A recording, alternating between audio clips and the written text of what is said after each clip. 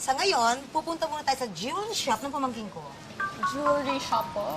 Oh, yes. Actually, naghahanap sila ng fresh-looking na sales lady para sa summer job. Eh, dapat ako yun eh. Kaya lang, I'm busy. Kaya ikaw na lang nirecommend ako. Ako? Sales lady? Ayaw mo? O sige, salesman, gusto mo?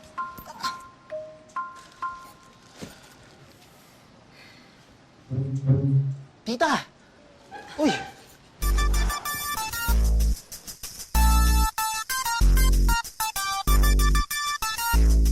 Ano ba yan? Ano? Naku!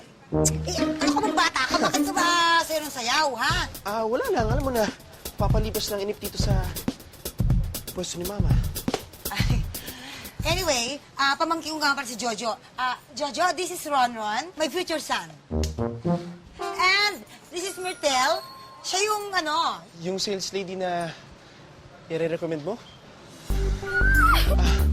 Ay, Wow. You're so beautiful. O nga pala, pwesto namin yung to Gina Alahas Jewelry Store. At syempre, ako naman si Jojo Alahas. All the way.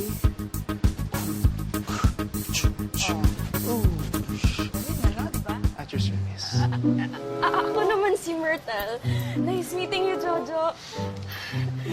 Lady G, sige po, sabihan ko na po si Justin tungkol sa offer niyo.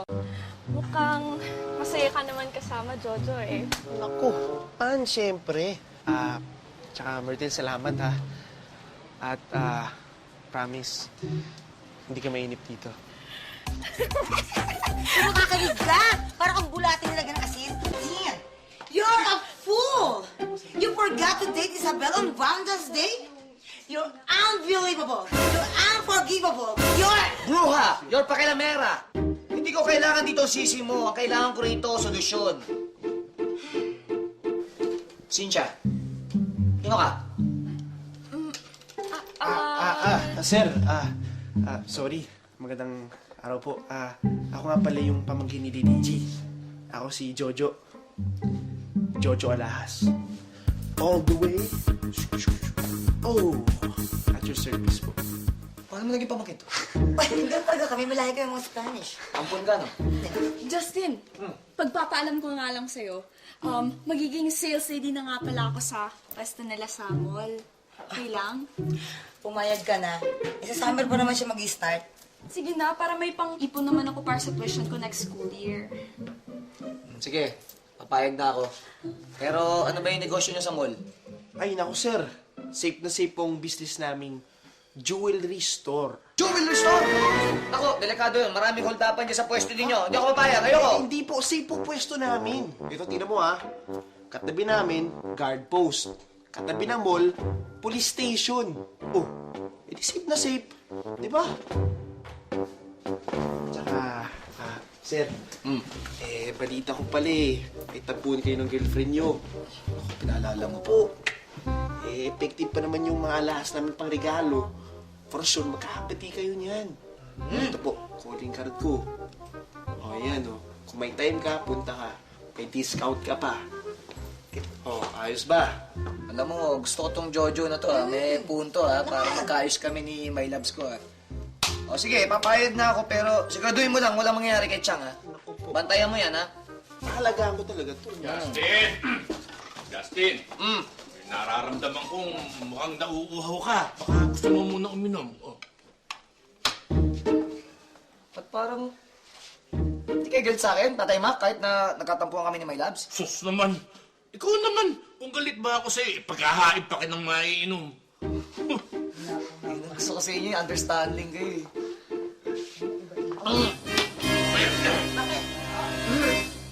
Lunukin mo. Bakit?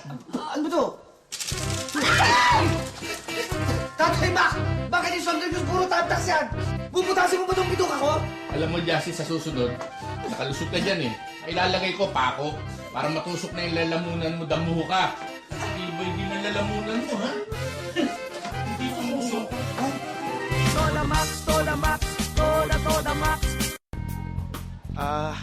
Kamusta na ho si Mang Justin? Nagkaayos na ba sila nung tatay nung shota niya? Don't fool me. I'm already foolish. Alam ko naman talaga si Myrtle ang gusto mo kumustahin. Jojo, I just want to remind you na niligawan din niya ng kapisan mong si Jonas. Ayoko mag-away kayo ng dahil sa babae. Is that clear? Opo. Eh, syempre. Concern lang ako sa kanya dahil sabi niya sa akin, babalik daw siya dito para magpaturo kumilatis ang alahas. Hi, Lady G. Uy, Sorry I'm late, Jojo. Hindi, okay lang. Ngayon lang kasi kami pinalabas ng school eh. Tuturuan mo na ba ako paano kumilates ng alahas? syempre, oo. Ito, teka lang. Ito. Ayan. So, tiro ha. Ganito. Kurma. Ito yung ginto. Watch. Titignan mo yan, tapos, ganda oh. Walang bula. Ito namang gold na ring. Paano mo masasabi kung totoong gold siya at hindi siya peke? Kagatin mo. Pag bumaon ng ngipin mo, tunay na ginto yan. Kasi, malambot ang purong ginto. Hindi matigas, malambot. Nako, hindi rin ha. Oo. Minsan nagagaya nila yan. Kagaya ng tingga, malambot yun. Ang ginagawa nila, tinutubog nila sa ginto. Naku, edi, may iba pa bang paraan paano siya i-test kung totoo siya or hindi? Oo, meron. Ito pag binabad mo sa suka at nag-ibang kulay, fake yun. Teka lang, gusto mo ng demo? Sige teka lang. Yun lang. Wala akong suka dito. Pero, kailangan maasim. Anong maasim? Maasim. Alam ko na. Tita! Aray! Teka lang. Anong ginagawa mo? Tignan mo tunay, teka lang.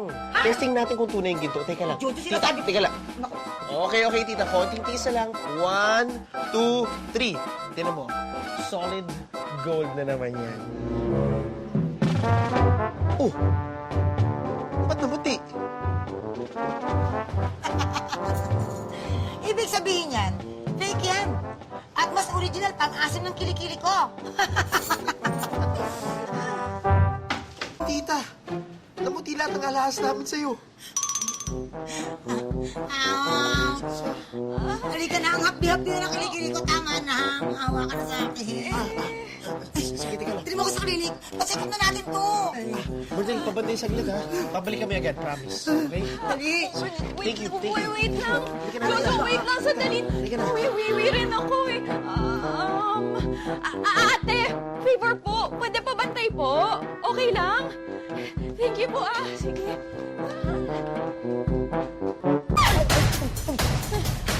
Bakit taas ang kamay? Hey. What is going on here? What?